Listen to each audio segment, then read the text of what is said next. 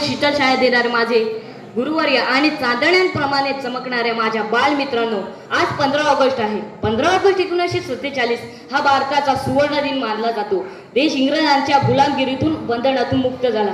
अखंड भारताचा हा सण उत्साहाचा आणि आनंदाचा असा हा दिवस.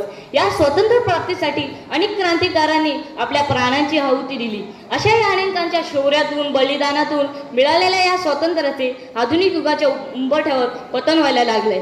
हे कुठेतरी थांबवायला पाहिजे असे मला वाटतंय. आपल्या देशात सुरक्षितता राहिली नाही. जातीचे भांडवल केले जाते किंवा श्रीमंत गट किंवा सावकाराचे हात पाय पकडावे लागतात. मग आहोत का आपण स्वतंत्र? प्रत्येक निवडणुकीनंतर महागाई सुमारे 10% वाढते. कष्टाचा पैसा जगण्याऐवज शून्य ठरावाचा पैसा गैरमार्गी उडवला जातो. मग हे चळवळ आपल्या मागे अनितीची एक लाट घेऊन येते आणि त्यातूनच एक सत्याग्रही आपले प्राणपणाला लावून हे चळवळ थांबवण्यासाठी किंवा थोपवण्यासाठी जातो. पण हा खारीचा वाटा आज रामायण घडू शकत नाही. जर रामच जागेवर नसेल तर सर्व प्रजेला बळ येणार कुठून?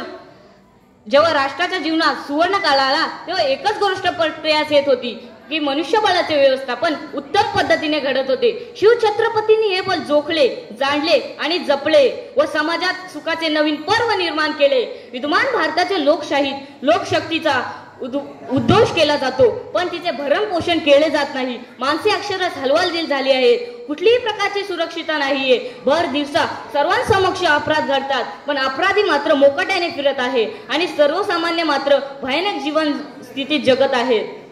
असे स्वतंत्र योग्य राहील का? जर स्वप्नातला भारत घडवायचा असेल तर युवकांनी असीम राष्ट्रभावनेची व असीम त्यागाची कदर केली पाहिजे आणि तरच आपला भारत देशातील प्रत्येक जण व भारत देश स्वतंत्र होईल असे मला वाटत आहे. जय हिंद, जय महाराष्ट्र.